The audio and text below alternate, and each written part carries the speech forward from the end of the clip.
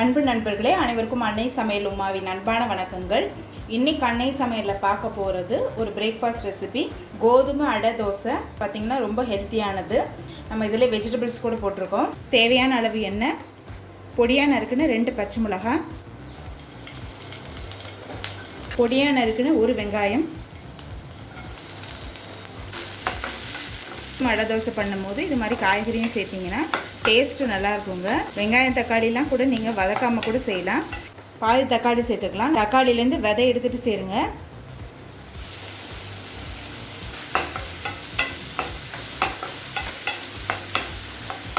இருக்குன்னா carrot capsicum சேர்த்துக்கலாம். கேரட்டும் கேப்சிகமும் விருப்பப்பட்டால் சேர்த்துக்கலாங்க. கொஞ்சம் உப்பு. இப்போ இதை 1 நிமிஷம் வரைக்கும் நல்லா வதக்கியாச்சுங்க.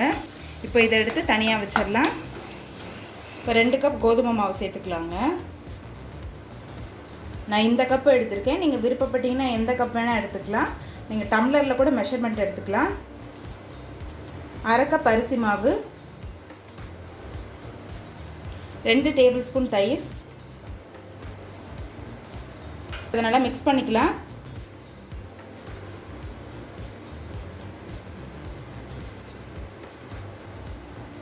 இப்போ இதில் 3 கப் தண்ணி சேர்த்துக்கலாங்க.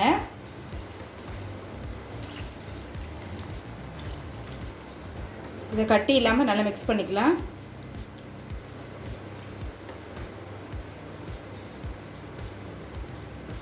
இன்னும் ஒரு 1/2 கப் தண்ணி சேர்த்துக்கலாங்க.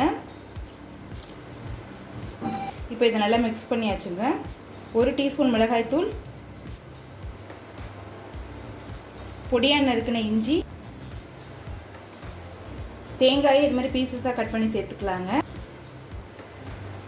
நம்ம வதக்கி வச்சுருக்க வெங்காயம் தக்காளியும் இது கூட சேர்த்துக்கலாம்.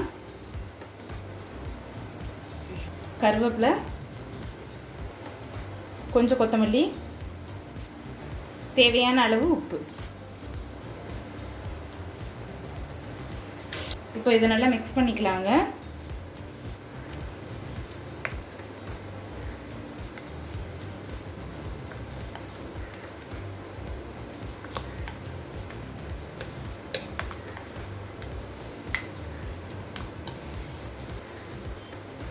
இப்போ இது நல்லா மிக்ஸ் பண்ணியாச்சுங்க. 10 நிமிஷம் ஊறட்டுங்க. இந்த கன்சிஸ்டன்சிக்கு இருக்கணும். தோசை நம்ம ஊற்றுவோம் இல்லையா, அந்த கன்சிஸ்டன்சிக்கு இருக்கணும். தேவைப்பட்டுச்சுன்னா கொஞ்சமாக தண்ணி சேர்த்துக்கோங்க. இப்போ கோதுமை அடை தோசை ஊற்ற ஆரம்பிச்சிடலாங்க. தோசைகள் சூடாகிடுச்சு. நம்ம கோதுமை அடை தோசை ஊற்றிடலாம்.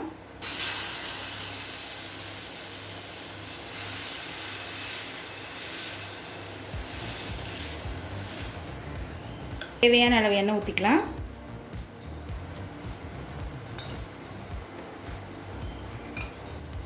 அடை எப்படி ஊற்றுவோமோ அதே மாதிரி தான் இந்த தோசை ஊற்றணும். இப்போ ஒரு சைடு வெந்துருச்சுங்க, திருப்பி போட்டுக்கலாம்.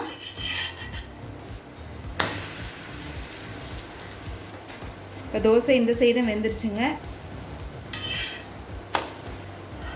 இப்போ கோதுமை அடை தோசை ரெடி ஆகிடுச்சுங்க.